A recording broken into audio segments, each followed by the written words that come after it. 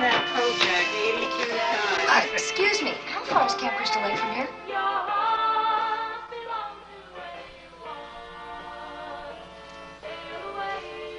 What is it, Enos? About 20 miles? About that. Camp Mud.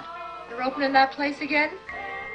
The idea for Friday the 13th came out of actually need and desperation.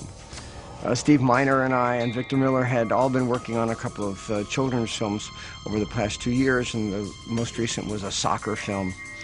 And we had not been successful getting a distributor.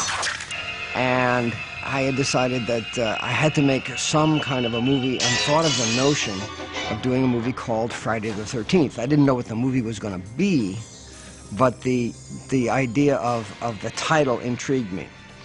I had talked to Steve Miner about it, and the two of us thought that we liked the title a lot, but we didn't have any idea if we could use it, so we did the only thing that we thought was sensible at the time, and which is to say we announced that we were going to make it, and took out a big ad on something like the 4th of July in Variety, saying, Friday the 13th, the most terrifying film ever made.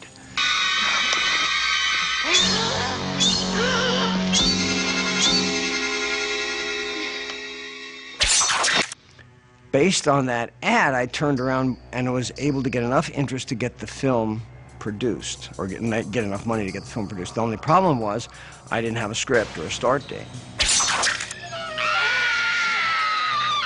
I talked to Victor Miller, and he came over to the house, and we had worked together on a couple of other things, mostly softer, gentler kids' films and things like that, and decided, how would you like to try to make a scary movie called Friday the 13th? And he said, I don't know, I've never really made a scary movie before, I don't know how we're going to do it. I said, well, I'm not sure either, but let's figure it out. We sat down at the kitchen table and started to create this thing that became Friday the 13th.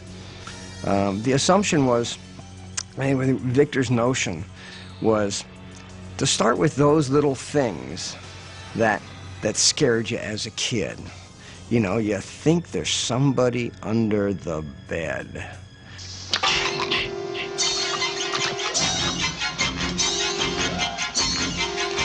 You know, globally, I had discovered in some of my reading that the purpose of the effective story like this was to make you comfortable with your fears. And that as children, we get fairy tales.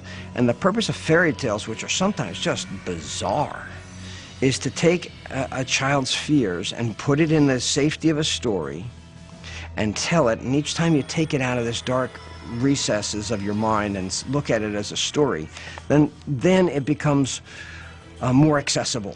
Then it becomes easier to deal with, and then you put it back away. You're all doomed.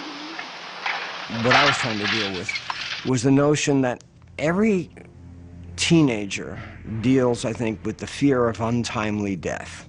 And it usually shows up sometime in high school when there is a kid who gets on a motorcycle and runs into a tree, or there's a car accident or something, and suddenly, you know, the entire high school almost shuts down because we operate in high school with a sense of invulnerability. All bad things happen to them, but never to us.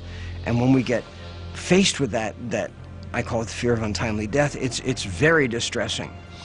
And this was sort of like the watchword of where we were going to go with the film, is just to deal with this notion of untimely, unwarranted death. It wasn't meant to be a morality tale.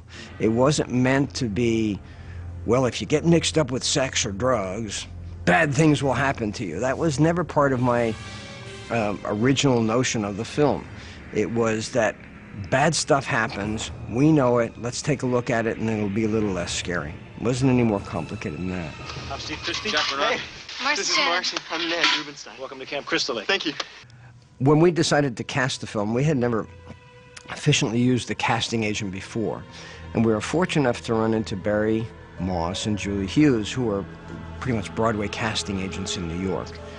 And they just supported it and believed in this project from the get-go. And they brought in every young actor that they could find in New York. The casting people on this, Barry Moss and Julie Hughes, were just amazing theatrical casting people. And so once they were casting a film, I think it was their first film too, everyone was like, whoa, this is going to be something, you know.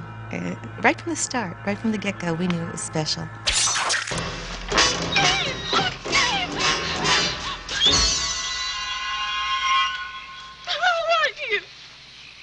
Well, I'm Mrs. Voorhees, an old friend of the Christies. Trying to find somebody to play the mother was a real task because with any luck, we could use, again, some misdirection. Betsy Palmer, at the time, had a career as being sort of like a peaches and cream, sort of Katie Couric, just the nicest person in the world in her life. And that was her whole public persona. So when Betsy Palmer shows up in the movie, at least in 1980, she seems like a nice person. She's not a threat. Nobody was expecting her to be a threat.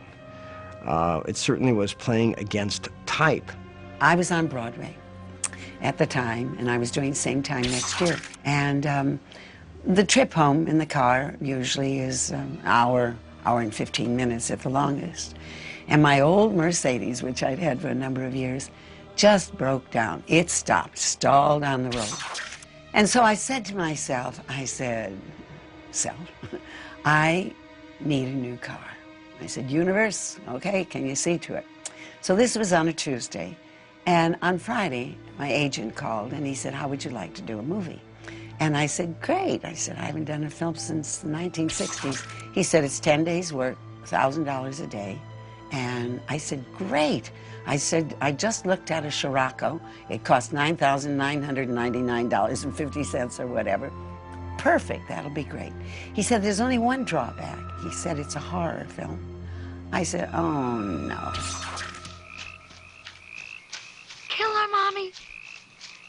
Kill her. I said, but, well, I need the car. Send me the script. So they sent me the script. I read it. I said, what a piece of crap. Little stronger words, but I said, nobody is ever going to see this thing. So I said, okay, I'll do it. Kill her, Mommy. Kill her.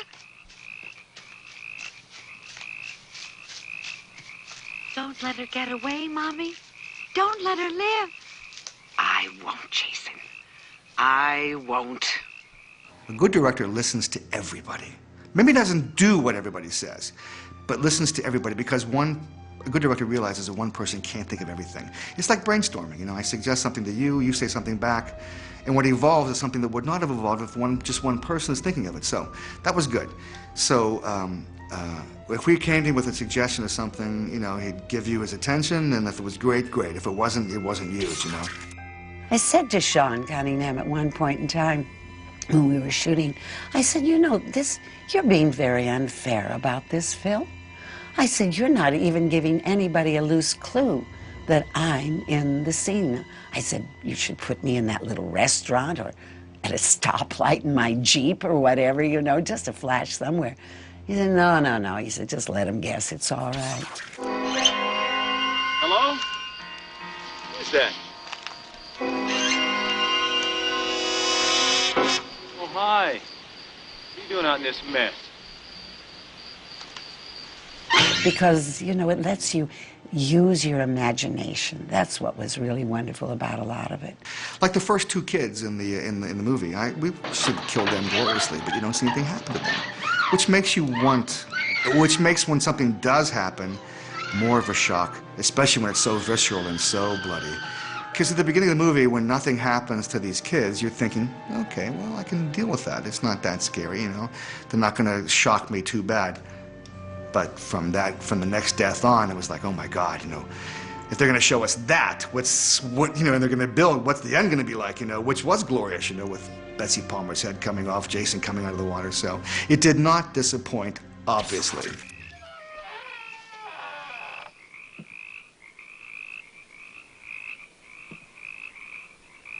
I have been in stores, marketing, you know, shoving a cart around, and all of a sudden I've heard behind me,